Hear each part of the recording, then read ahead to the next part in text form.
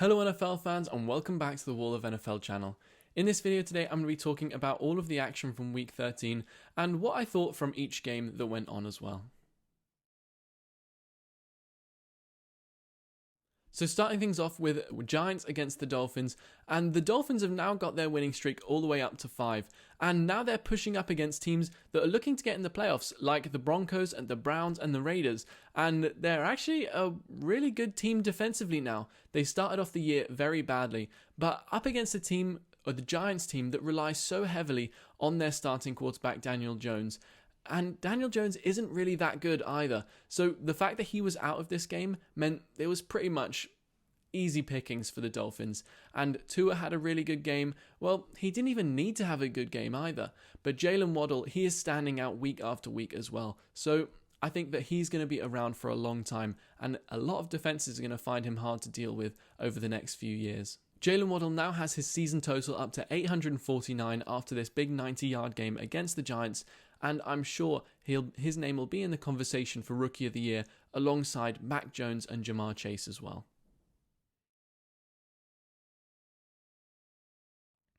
The Texans were easy pickings for the Colts this weekend. They didn't score a single point against a really good Colts defense.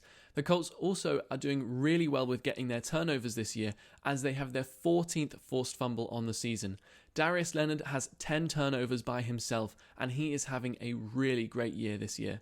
Also, Jonathan Taylor, he was the guy that really fueled this win for the Colts. He had 143 yards and 2 touchdowns, and the rest of the offense didn't have to do an awful lot with such a talented running back in the backfield.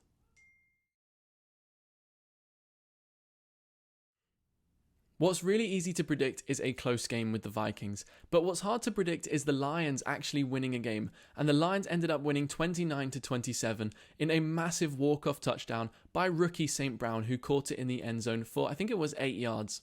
Goff didn't have a great game, but he ended up coming in clutch as well in that final drive. And the Lions actually kind of deserved this one. They were up 20-6, that's a 14-point swing, and they were doing really well. The Vikings, of course, made it really close at the end, but I'm just so glad the Lions finally got themselves a win because they really did deserve it. They've been working really hard for their head coach, Dan Campbell, and I think it's just a shame if the Lions keep on losing. They definitely deserve a winning season at some point in the near future.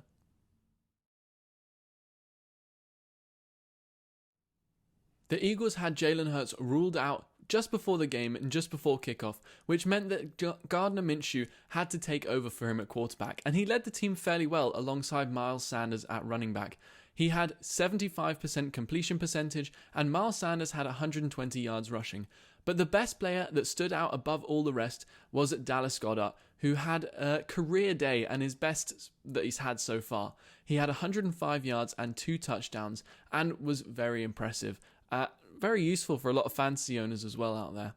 Of course, the Jets had a very Jets kind of day, very disappointing, and I mean, they did do fairly well in the first half, getting some points on the board, and Zach Wilson having his first touchdown since week 4, but they're just still not clicking.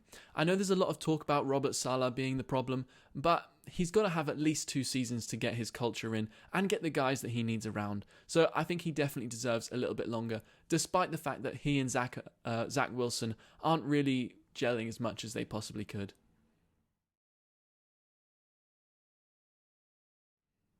The Cardinals completely dominated the Bears as expected, extending their away winning streak to 7 by 10 points or more. So basically every away game they've had this season, they've won by over 10 points, and it's been quite a phenomenal year for the Cardinals. Kyler Murray came back yesterday as well, and he didn't have to do an awful lot because really the Bears kind of shot themselves in the foot. Andy Dalton threw 4 interceptions, not 40, and they just had a really bad day. Despite David Montgomery trying to carry that team with 141 scrimmage yards and a touchdown, Andy Dalton just really wanted to lose that game. The Chargers and the Bengals are actually very similar teams, both very young, very exciting, and I just can't take my eyes off of either team. and you just don't really know what you're going to get each week. And this week, we ended up getting a really hot Chargers offense who was taking a lot of risks, and they were all actually paying off. A lot of big fourth down plays by the Chargers, some 2-point conversions in there as well, and I just thought this game was really exciting. The Chargers got off to a really hot start, going up 24-0, and the Bengals managed to race back into it, getting a 22 unanswered points. But once they got those 22, they just completely fell off. There were a lot of turnovers by the Bengals, and that was the real difference maker between the two sides. Joe Burrows threw an interception, 2 interceptions I think it was, and Joe Mixon fumbled, and it was just a bit of a mess in terms of the turnovers for the Bengals, and that was what really decided the game. It was the game between two of the 2020 rookie quarterbacks, or not rookie now, sorry, but they're both in their first year or second season now. And I think Justin Herbert kind of came out on top in this one. He has looked the better quarterback since both of them were drafted in 2020. And Justin Herbert also had an extra 2 touchdowns to his name in this game as well. I think the quality of team, the Chargers are slightly ahead of the Bengals, but again, they are so similar. And whilst they won't be able to make a Super Bowl run, I don't think this season, maybe next season or the year after that, they'll have a good opportunity to. I think, as I said, both very young and exciting, and once they fit those pieces together and get a little bit more depth around the squad, they could really compete for Super Bowls in the next 5 years or so. Both teams are now 7-5 and kind of solidifying themselves in those wildcard spots in the playoffs, but they do have a few teams nipping at their heels, so they do have to improve in certain areas if they are going to for sure make it into the playoffs in the next few weeks.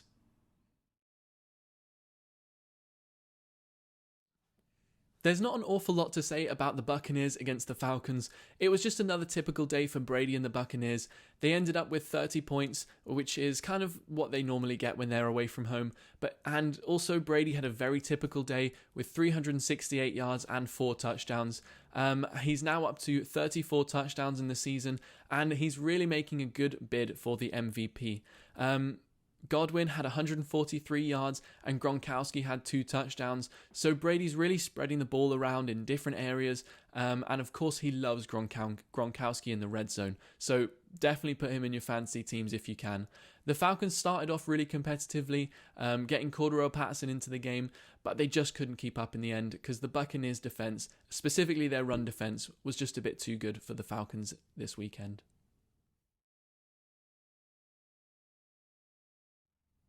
The Washington football team and the Las Vegas Raiders played into a very slow, very low-scoring game which played right into the hands of the Washington football team. This is exactly how Ron Rivera likes to coach his teams to play, and they did really well at stopping Derek Carr. I know that it's the Raiders have found it very difficult to run the ball this year, especially their run blocking has been terrible. So making that one-dimensional played right into the hands of the Washington football team again. Of course, neither team was able to move the ball down the field an awful lot, but the 3 drives that the Washington football team scored on, that was just enough to beat out the Raiders. Both teams are now 6-6, and that leaves the Washington football team in a wildcard spot in the NFC, but the Raiders still chasing one in the AFC.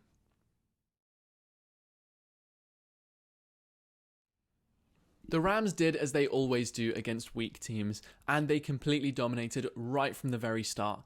In the first drive that the Jaguars had, Aaron Donald forced a fumble within the first couple of plays, and Jalen Ramsey, the ex-Jaguar, scooped it up, and ever since then the Rams just did not look back, and they ended up winning the game by 30 points. Matthew Stafford had a big game with over 300 yards and 3 touchdowns, and Cooper Kupp himself had extended his career season with 130 yards and a touchdown, and the Rams looked a little bit back to their normal self, but we'll have to see how they do against some of the better teams in the NFL.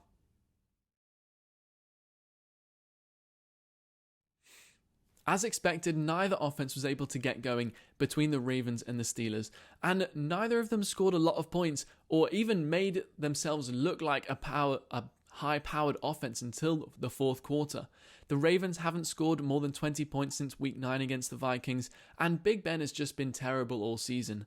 Although credit goes to where credit is due, Big Ben does know that he can't really do it anymore. He's been going around telling people this week, apparently, that he's going to retire at the end of the season. But this week, he knew that to get any kind of success late on in the game, he needed to give the ball to his big playmakers, Deontay Johnson and Najee Harris, and they got it done. Getting all the way up to 20 points in that fourth quarter meant that a touchdown was needed by the Ravens to get back into the game and either tie it or a 2-point conversion to win it.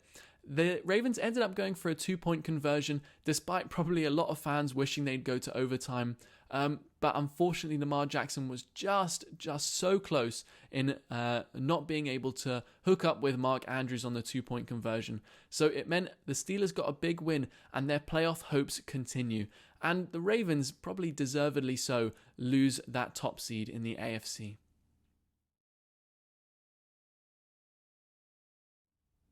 The 49ers started very well and looked like their running game and Jimmy G was very hot. And they finally looked like they were going to beat the Seahawks, which they always somehow managed to lose to the Seahawks. But yeah, they looked really good. But until the second half, where they managed in their first 3 drives to fumble the ball, throw an interception, and give away a safety. So out of 3 drives, they managed to lose 2 points to the Seahawks, and momentum completely swung in the Seahawks' favour. Whilst the Seahawks didn't look amazing, Russell Wilson is starting to look a little bit healthier, and the running game, adding in Adrian Peterson, did actually help the Seahawks a little bit, especially in those final couple of quarters.